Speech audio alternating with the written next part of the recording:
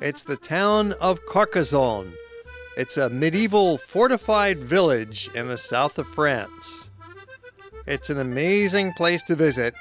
We'll be showing you this old fortified town on top of the hill, as well as the more modern town down below. Google Earth provides a spectacular view of the old town of Carcassonne, showing very clearly the double wall that goes all the way around the medieval center, and the castle and the turrets. This 3D model also gives you a pretty interesting picture of how the town looks today as it looked 500 years ago.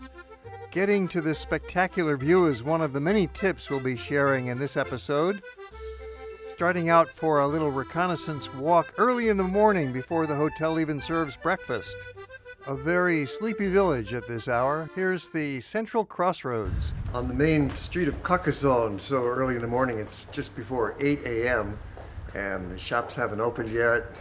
We're here in the month of November, which is a very quiet season to begin with. But when you're spending the night, it's interesting to come out for an early morning walk. Watch the town come to life. Carcassonne is one of the largest and best preserved medieval towns in all of Europe. The walls around it are completely intact, and they date back to the 12th century, 13th century, 14th century, the time of feudal strife between different regions and religious conflict. This is the main gate coming into the city of Carcassonne. It's called the Narbonne Gate. It faces in the direction of the city of Narbonne, and it's heavily fortified. It's a double wall, it's really solid arches, and there's a barbican extending out along both sides to protect it from enemy attack. Here you can see a side view of the Narbonne Gate with the fortified barbican coming out, and that's actually protecting a drawbridge that could be raised to further strengthen the defenses. And then the big tower up behind it so that the bowmen can be shooting down on the enemies. And there's trapdoors that can drop boiling oil and rocks and boulders onto people trying to attack. They can close the gates, dropping a portcullis, and trap the invaders inside into a shooting gallery and really defend this castle. You have a great view of the wall from the outside of the Narbonne Gate, part of the fortifications. Anytime you have a walled city, you have to have some sort of an entrance, of course, into the city, but that's a weak point in the defensive fortifications. So they have to have a gate that's highly protected with walls all around it.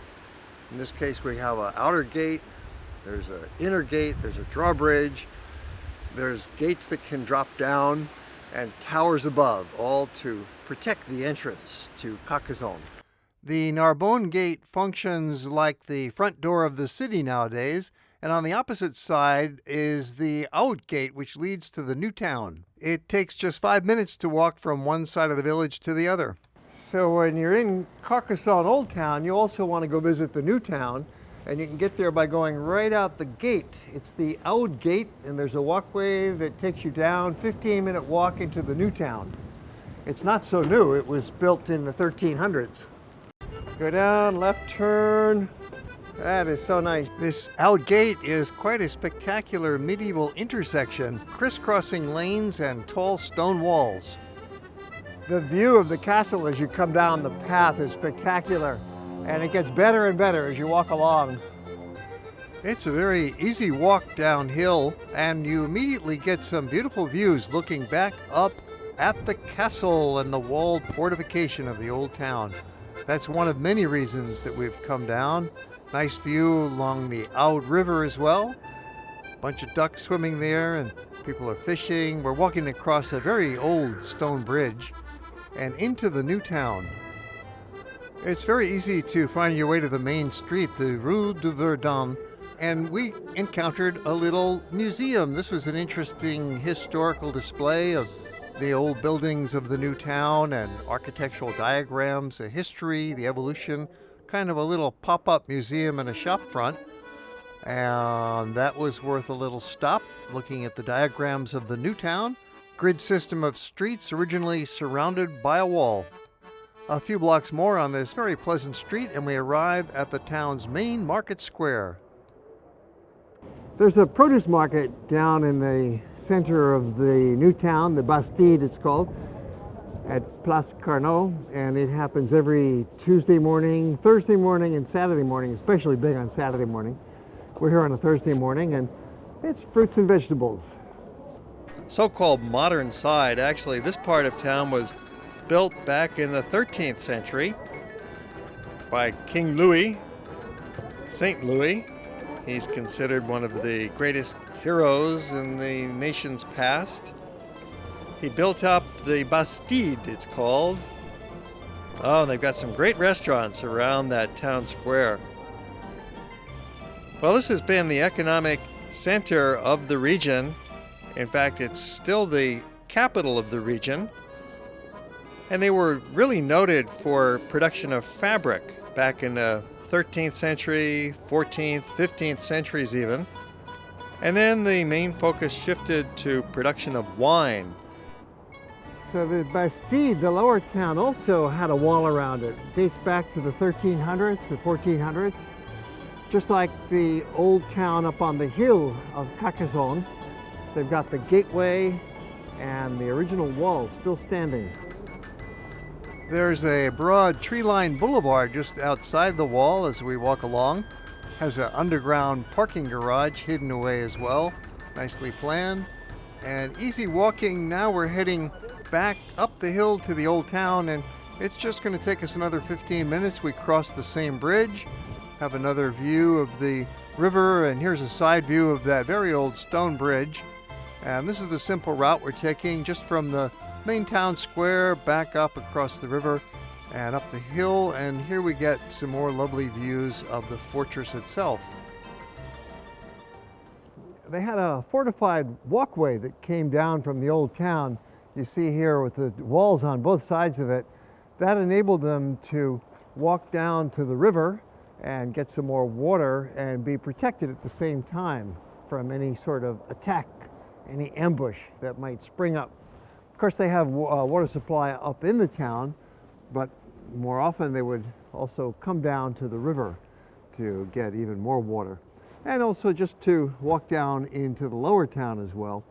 That way everything was protected throughout. And the lower town had a wall around it as well.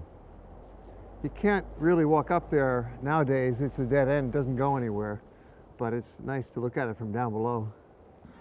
We have got several other shows about exploring inside the old town, into the museum, walking up along the walls and such, the different restaurants. And in this episode, we're focusing more on getting out of the old town. Once again, we're heading out. This time we're going out in the evening, and we're going back down into the new town at night.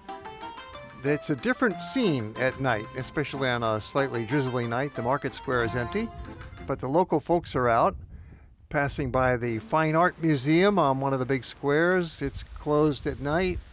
Back through the same wall. We're retracing our steps in the evening in order to get this view.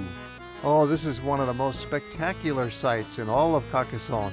The view of the castle from outside, and especially at twilight. So you really want to make it a point to get down and get this view. You don't have to walk all the way to the new town if you don't want to. You can just walk simply down the path for about 5 minutes and look back up, or at least 10 minutes over to the bridge across the river, and you will be rewarded with one of the great views of Europe. So hold your camera steady and get a good shot. We've come full circle in the program. We started out this segment with an early morning walk, and now it's 24 hours later. We're back out on the street with another early morning walk. Nice to get up and out, especially in a beautiful village like this. Breakfast is included in the price of your room in nearly all European hotels, so it makes a good start for the day. And our friendly breakfast lady is setting out those delicious croissants. You've got coffee and cereals, some fruits. It's a nice time to chat with your fellow travelers, catch up on what happened last night, and get ready for the day ahead. Another big day coming up. Our big challenge for this day is getting out of town and moving along to the next city on our itinerary. We have a lot more episodes about Carcassonne and also other towns in the south of France that are part of the tour that we take. Actually, we started in Barcelona, and this particular trip and traveling by train through the south of France, through Provence and the Côte d'Azur, and then over to the Italian Riviera. And you can find all of those segments on our YouTube channel. We hate to leave such a beautiful village, and we've really enjoyed this stay at the Best Western Les Donjons Hotel, right in the heart of the fortified village at a reasonable price.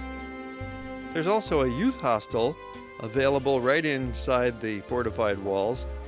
So there's 3 small hotels and a youth hostel, or you could stay in a couple of the hotels that are down in the village itself, the newer part of town. As we showed you earlier, it's just a 15-minute walk to get up there. Turns out we're not the only ones leaving town this morning. We mentioned the youth hostel. Here they come, a whole huge group of kids. We didn't even see them during our visit, but here they are leaving town at the same time as us.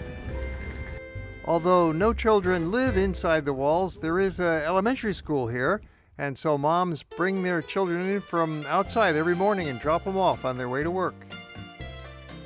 Exiting through the Narbonne Gate and some final views of the beautiful walls that encircle this amazing fortified village. The hotel brought our baggage down to the taxi stand, and taxis are waiting to take us away to the train station. As soon as we re-enter the modern world, we're stuck in a little mini traffic jam caused by some heavy equipment digging up the road, making noise, delaying traffic. We have returned to contemporary France. Living inside Carcassonne was kind of an escape from reality in a very pleasant way. And that's okay, we're back on track, and we'll be getting on the train and moving along into Provence for the next part of our adventure.